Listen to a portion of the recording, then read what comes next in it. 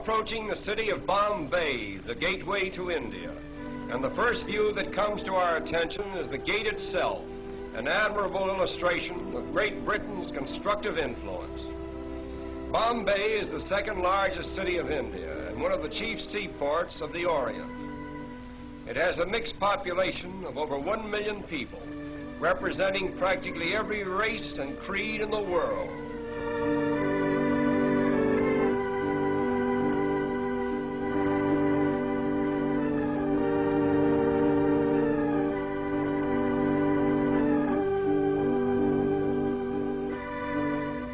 The Taj Mahal Hotel is unquestionably the most pretentious one in all of India. One of the outstanding features of Bombay is its sudden transitions from the modern to the ancient. This scene, for example, was taken a few minutes from the heart of the city, where the 15th century is constantly rubbing shoulders with the 20th. These automobiles cutting into this line of ancient vehicles suggest an odd symbolism which typifies all of India. For time and time again, the new cuts into the old. But the gap is soon filled in, and the ancient procession goes on in strange defiance.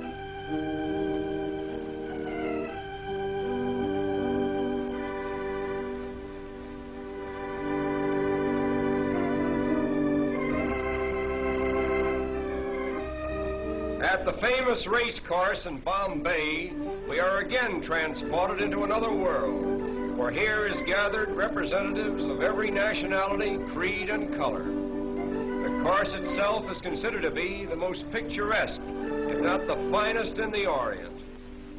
We are particularly interested in the costumes worn by the Parsi women. The Parsis are the descendants of exiled Persians. The entire Parsi population now numbers over 50,000, most of whom are residents of Bombay. They are regarded as the wealthiest class in India, and they are obviously the most progressive.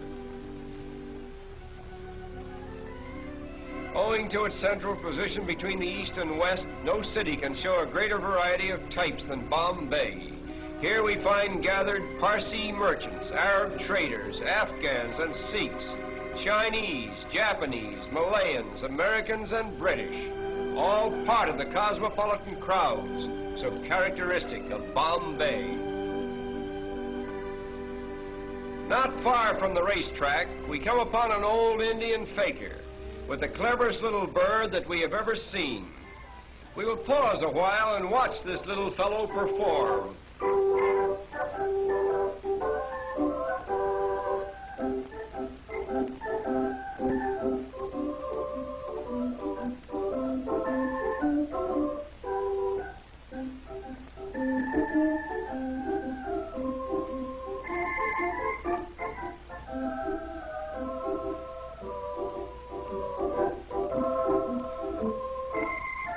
All this work is just to get a little seed that is lodged in a tiny bucket.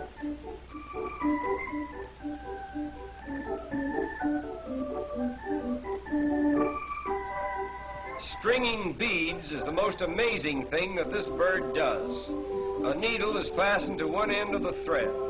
The bird actually sticks the needle through a bead, drops the needle, gets a new grip, and slides the bead down onto the thread.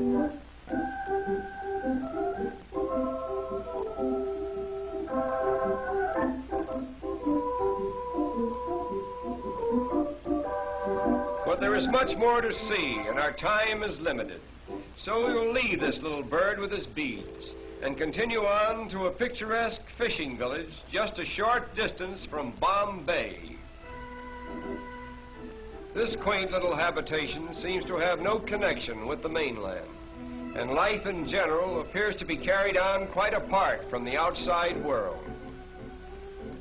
All the people who live here are engaged in the fish industry, and as strange as it may seem, many of them are strict vegetarians and therefore will not eat fish of any kind.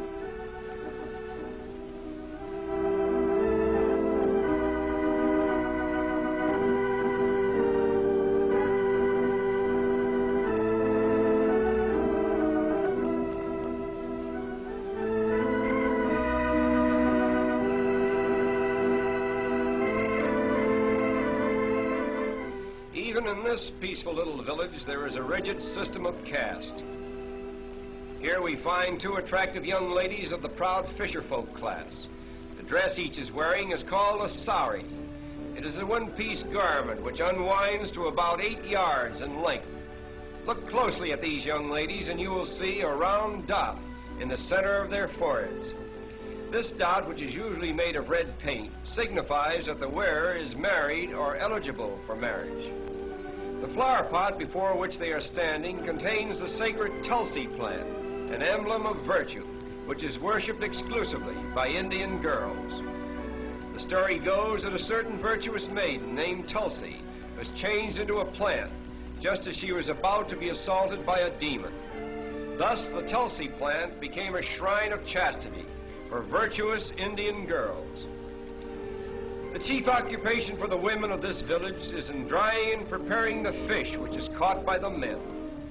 The method for treating the fish is to first soak them in salt and then lay them out on the sun-baked ground.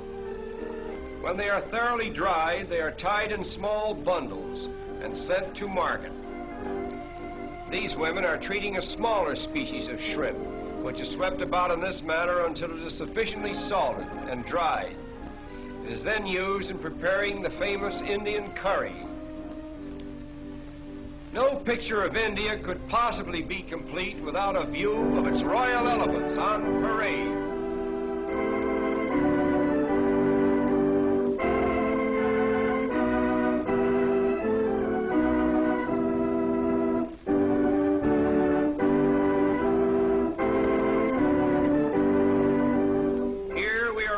Of the wealth of India and the splendor of the days that used to be.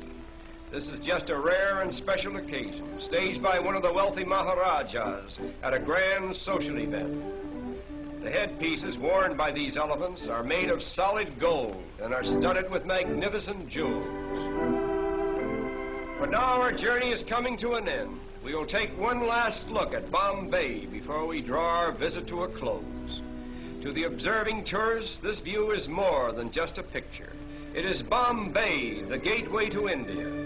Through it flows the commerce of an empire. Great commercial houses, stately public buildings, and educational institutions flank its broad thoroughfares. Railways converge here from every state in India, and steamship routes diverge to the ends of the earth. Such has been the first constructive imprint of Western civilization upon this much talked of and generally misunderstood country. And so our journey ends. We bid farewell to Bombay, the gateway to India.